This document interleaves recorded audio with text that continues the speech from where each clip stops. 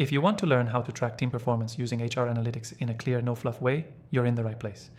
This quick 3-minute tutorial will walk you through the process step by step, so by the end, you'll know exactly how to measure what matters, spot underperformance, and back your decisions with real data.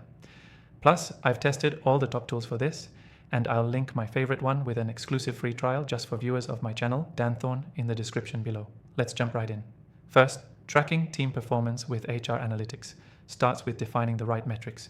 You can't improve what you can't measure, so focus on clear, actionable KPIs. Things like absenteeism rate, employee productivity, training completion rate, project delivery time, and engagement scores. These metrics give you a strong foundation to work from, and most HR analytics tools have templates to get you started fast. Next, you'll want to centralize your data. This is where most teams get stuck. HR data usually lives across different systems. Your HRIS, performance review tools, timesheets, and surveys. The best tools integrate this data automatically so you can see team performance in one dashboard. This is exactly why I recommend the platform linked below. It syncs with almost everything out of the box and requires zero coding. Now that your data is centralized, visualize it.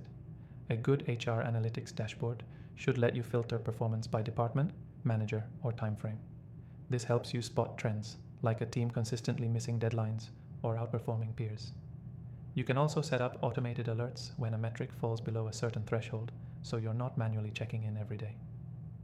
Another underrated tip: use predictive analytics. Some HR analytics platforms now forecast team performance based on historical patterns. This helps you catch issues before they snowball, like predicting burnout based on rising overtime hours and dropping engagement scores. You should also segment your data to make better decisions. Compare high-performing teams to low-performing ones and ask what's different. Maybe it's leadership style, workload balance, or training frequency. These insights are gold, and you get them instantly when you track performance through a solid HR analytics tool. Finally, make it a habit. Tracking team performance isn't a one-time task. Schedule monthly or quarterly reviews and make sure managers are using the data to have informed conversations during one-on-ones or performance reviews. Here's the key takeaway. Tracking team performance using HR analytics isn't just about collecting data. It's about turning that data into clear action. When done right, it helps you spot problems early, double down on what works, and build a culture of transparency and results. Quick recap. Define your KPIs, centralize your data, visualize performance by team and time frame. Use alerts and predictive analytics. Segment the data to find patterns. And finally, make review part of your routine.